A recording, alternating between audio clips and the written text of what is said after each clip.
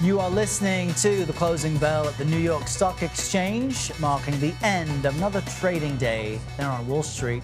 And you see where the numbers are falling here. What in the world happened at 10:30 this morning? Any gains were reversed.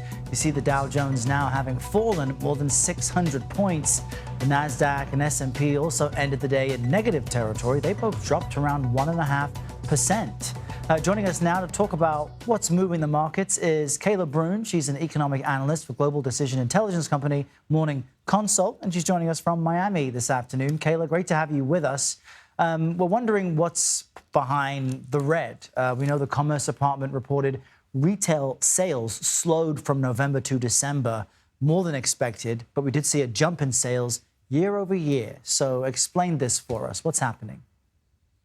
Well, good afternoon. So you're right. We had the retail sales report come out this morning, and I think it was a bit more negative than the consensus was expecting. We were expecting a decline, so it wasn't entirely surprising. And some of our proprietary data at Morning Consult also showed that there were some reasons to expect a pretty weak retail report for the final month of 2022.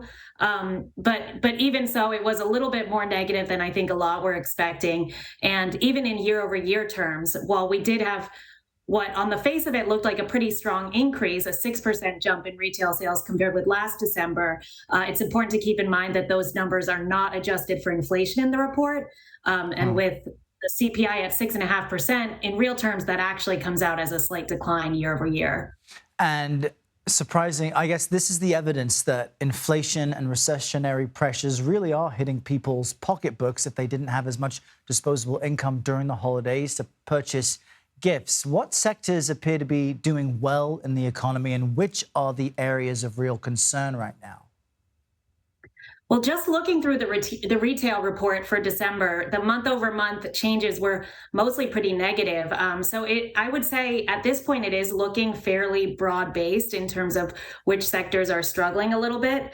Again, what's important to think about, though, is that this report doesn't actually cover as broad a spectrum of consumer spending as, say, the personal consumption expenditures report that comes out later this month. Specifically, it's missing a lot of services categories. We do have the food and beverage services, basically restaurants, in the report today, and that did have a bit of a weak month. So I think really the question now is, what's happening with other services categories? And in our data at Morning Consult, it's looking like those categories might be getting a bit weaker as well. And we'll know more about that when we see the personal consumption expenditures report out later this month. Right, and we were just showing some numbers showing that, like, for grocery stores, things are doing pretty well, likely because things are more expensive, but department stores and electronics are seen as more expensive, and we're seeing some dips there. Inflation's not yet been taken into account, as you mentioned, for some of those numbers. So how could this latest report from this morning impact the Fed's next decision on interest rates?